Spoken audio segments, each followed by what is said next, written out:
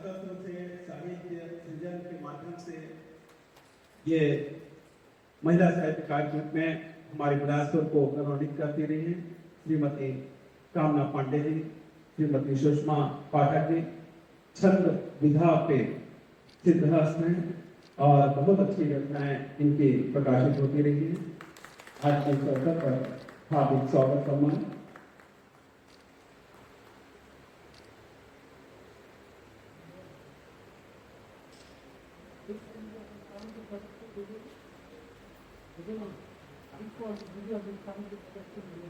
हाँ, विश्व हिंदी अधिष्ठान की तरफ से भी स्वागत सम्मान।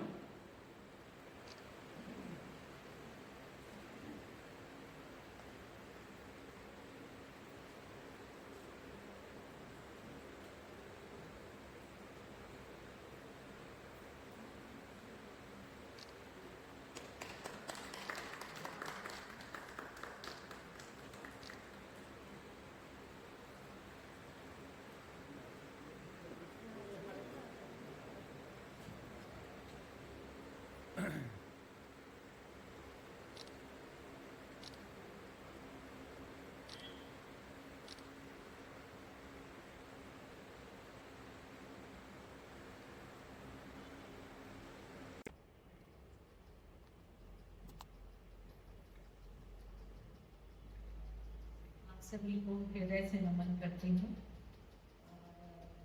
ऐसा कहा गया है कि पुनः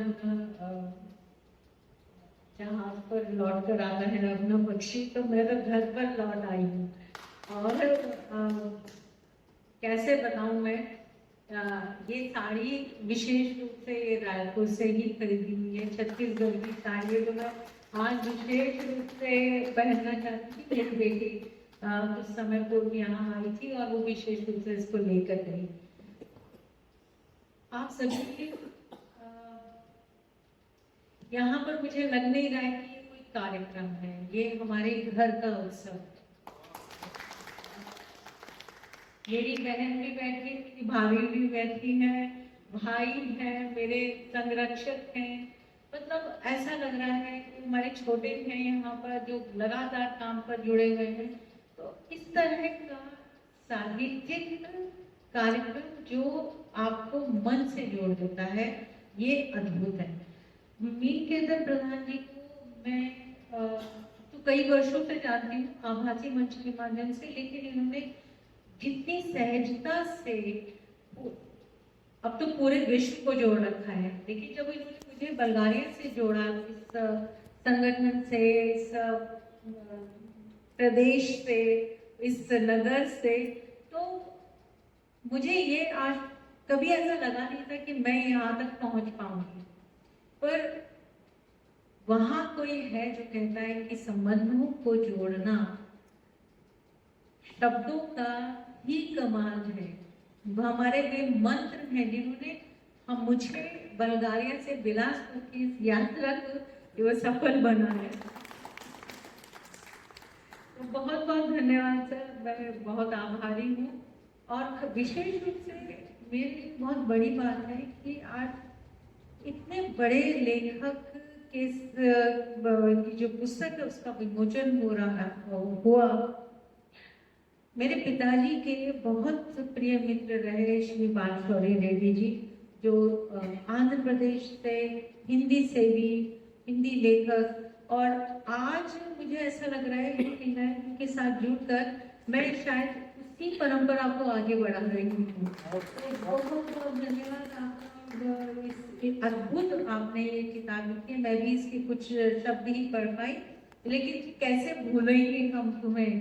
तो वही बात मैं आपके सामने रखना चाहती हूँ कि इस दिन को, इस क्षण को, इस शाम को, मतलब ऐसा लग रहा है कि हाँ, एक एक व्यक्ति के साथ और सहस्त्र धाराएं बह रही हैं। तो इस शाम को भूलना बहुत मुश्किल है, और मैं आपका सर बहुत हृदय से आभार प्रकट करती हूँ। इतना सहज और सरल व्यक्तित्व, जो मुझे नहीं जानता है, जो मुझे पहचानता नहीं है, उसने इतने अच्छे शब्दों से, इतने भावपूर्ण शब्दों से मुझे सराहा, तो मैं इसके लिए आपको बहुत आभारी हूँ। आप सभी लोगों का पुनः धन्यवाद, और आशा करती हूँ कि हमारी ये यात्रा बिलासपुर से होती हुई बुल्गारिया तक होगी, और एक कार्यक्रम इसी प्रकार का फिर बुल्गारिया में भी हो। तो बहुत बहुत धन्यवाद।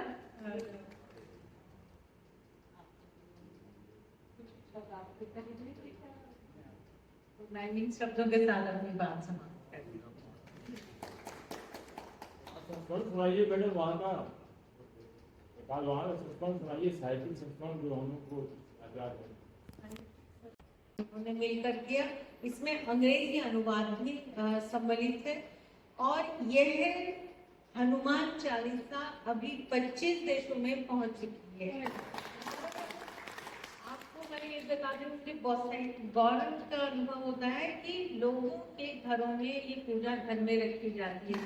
ये बहुत सारी महान शक्ति है जो इस प्रकार हमारी संस्कृति, हमारे धर्म को संपूर्ण जगत में पहुंचा रही है। बुल्गारिया में मैं सोफिया विश्वविद्यालय में पढ़ाती हूँ, और हमारा जो विभाग है वो है भारत विद्या विभाग या इंडोलॉजी। और जो मैं जिन्हें पढ़ाती हूँ वे वहाँ के स्थानीय छात्र हैं। सिर्फ बुल्गारियन ही हैं जिनको मैं पढ़ाती हूँ। 18 साल का एक युवा जब चुनाव करता है कि उसे अगले 4 साल, बीए के 4 साल वो भारत को समझने में, उसकी भाषा, उसका इतिहास, उसके भूगोल, उसकी भाषाओं को, भाषा ही नहीं भाषाओं को समझने में लगाएगा, उस व्यक्ति के प्रति, उस युवा के प्रति मन में आदर और सम्मान का भाव लेकर मैं पढ़ाने के लिए जाती हूँ। और हिंदी, उर्दू, संस्कृत, उसके साथ साथ पंजाबी भी पढ़ाई जाती है हमारे यहाँ। इतिहास तो है ही, लगातार अनुवाद होते हैं। हिंदी दिवस, अंतर्राष्ट्रीय हिंदी दिवस का आयोजन होता है। विश्व हिंदी सचिवालय मॉरिशस के साथ मिलकर कभी कभी हम लोग नाटकों का आयोजन करते हैं। दूतावास के साथ मिलकर हिंदी दिवस का आयोजन होता है। मैं बच्चों को प्रेरणा देती हूँ कि वे हिंदी में कविताएं लिखें, और वे लिखते भी हैं, और वो हमारा प्रयास रहता है कि वे छपे भी। इसके अलावा विश्वविद्यालय से लेकर वहाँ पर भारत का बहुत सम्मान है, और भारत के साथ साथ फिर भारतीयों का सम्मान होता ही है। तो योग, आयुर्वेद और उसके साथ साथ बॉलीवुड, जिनको मैं कहती हूँ कि ABCD जो हमारे हैं, Ayurveda, Bollywood, C for cricket. Cricket भी वहाँ पर लोकप्रिय हो रहा है, और उसके साथ साथ एक और है डांस, D नृत्य, भरतनाट्यम, ओडिसी। इसके जो वहाँ के स्थानीय हैं युवा, वे इसको सीख रहे हैं। और उसके साथ साथ स्पिरिचुअलिटी, जो हमारा दर्शन है, वो उसमें सबको सम्मोहित करता है। और इसके अलावा आपके पास यदि कोई प्रश्न हो तो मुझसे पूछ सकते हैं, और प्रोफेसर प्रधान के माध्यम से हमारे जो विश्व हिंदी अधिष्ठान है, इसमें आप किसी भी प्रकार के प्रश्न जो है वो उठा सकते हैं। तो मेरा ख्याल है कि कंप्लीट है। बहुत बहुत धन्यवाद।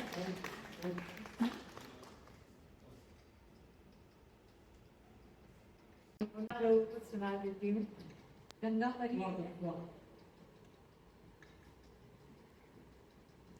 गंगा गंगा अगर तुम होती छोटी बहन तो